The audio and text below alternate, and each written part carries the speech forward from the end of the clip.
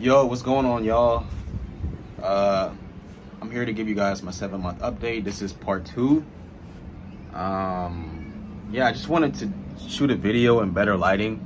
I know the video that I posted previously on my 7-month update, the lighting wasn't that good, and I really hate when content creators, especially for hair, post in terrible lighting where you really can't see the results clearly. So I'm reshooting the video. Here it is, a 7-month update. I got a haircut, I want to say about 5 days ago. So you can kind of see like the line here. He kind of pushed it back a little bit, man. I don't know if I like that because I feel like the transplanted hairs, they grow a lot slower. But nonetheless, here's how it's looking up close. My corners here, you know, aren't as thick as the rest of my hair. This is where I got the hair transplant, from here to here. All this is transplanted hair. Everything behind here is all the hair that I had previously before. I just lowered the hairline. So the hairs here, I mean, they're growing in pretty nice. I mean, but but it is still kind of thin here. But you can't tell, only I can tell. It's one of those things where only I can tell because it's my hair. But nonetheless, this is how it's looking. Check out the fade. Here's how the fade is looking. Don't mind these shaving bumps, y'all. Don't use the razor blade, man. It's not a good idea, man. I'm regretting that. But here we go. Here are the sides. I've always had thin temples since I was like 16 years old. Like, it's crazy, man. But here's how it's looking. And they transplanted hairs around this area, like from here to about here. All this is transplanted hair. And here's my donor.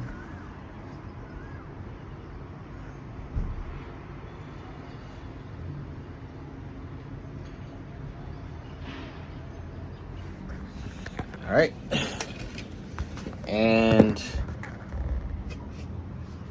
these are the products I use to maintain and to facilitate growth.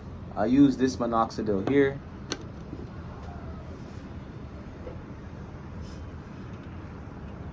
And you guys, you definitely want to be careful when you're buying minoxidil because there is fake minoxidil out there. So there is a way you could test it with like bleach. So I tested mine with bleach to make sure it was authentic minoxidil, and it was. And I use it. I should be using it daily, but I haven't been using it daily. I use it like maybe 3 to 4 times a week. And I just take it.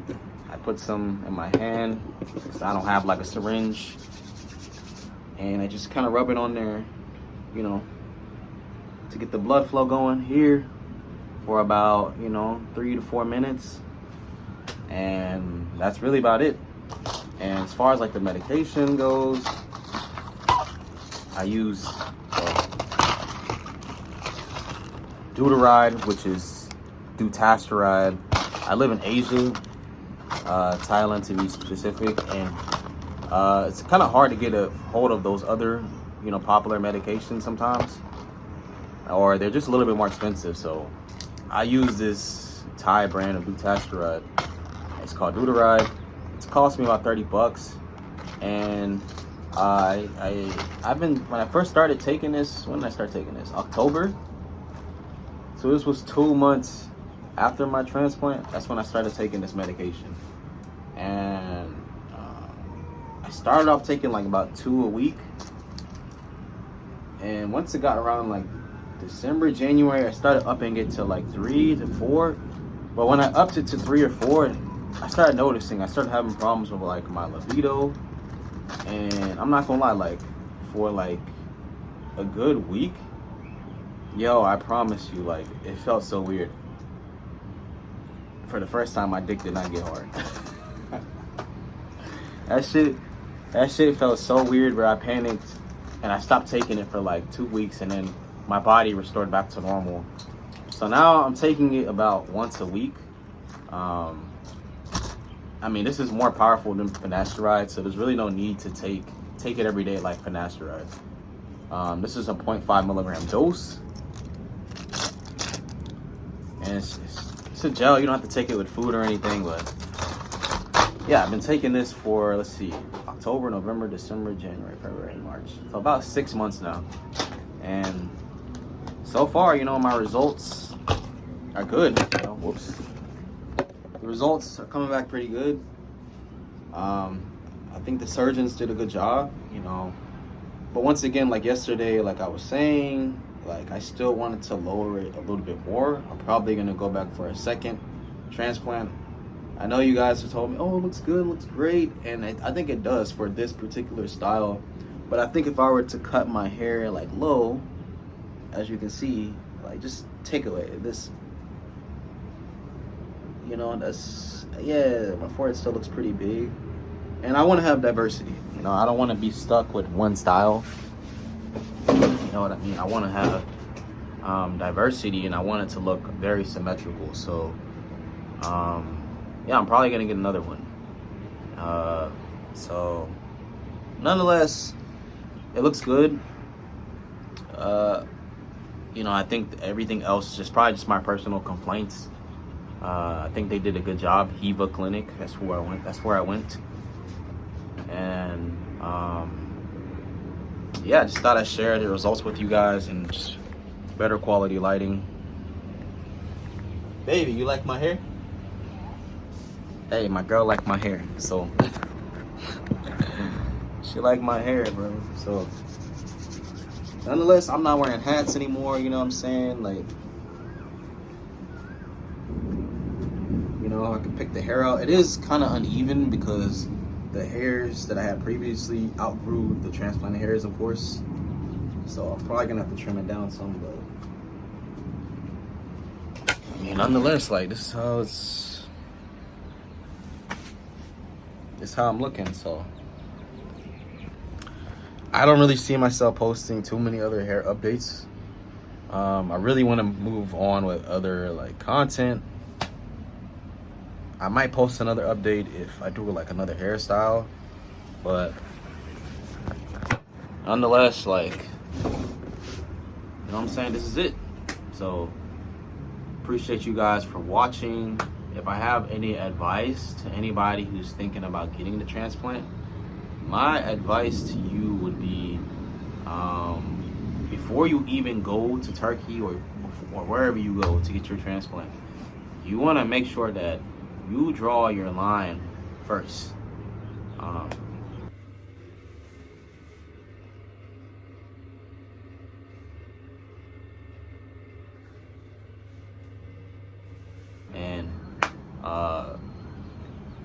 And that's pretty much it. But I would definitely draw my line, and I would even go as far as consulting with a barber. Like, if you're thinking about getting a transplant, don't just fly straight to Turkey. Like, go to the barber, ask him to like draw you a line.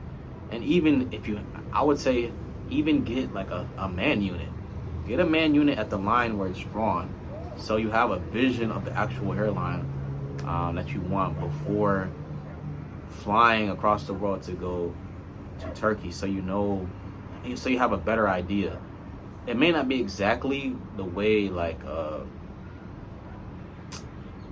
you know, the doctors are going to transplant the hair. It may not be exactly the way, you know, it would look like with the barber once you add the unit or draw their line, but it should give you a pretty accurate like depiction of what it's going to look like 6, 7, 8 months post surgery. So that's my advice to you guys. What else? Diet. I'm gonna be real with you, like, your diet can help, but I definitely think hair is genetics. I'm pretty sure there's people out there that eat McDonald's. I know a guy who eats McDonald's, drinks soda, drinks beer, smokes weed, and his hair is like down to here. So I mean, you can do stuff to help you, you know, like you can, I guess diet can help you if you're balding, but Other than that, what other advice do I have?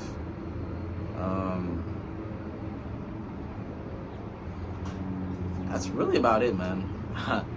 So appreciate you guys, and one more look, and I'm out.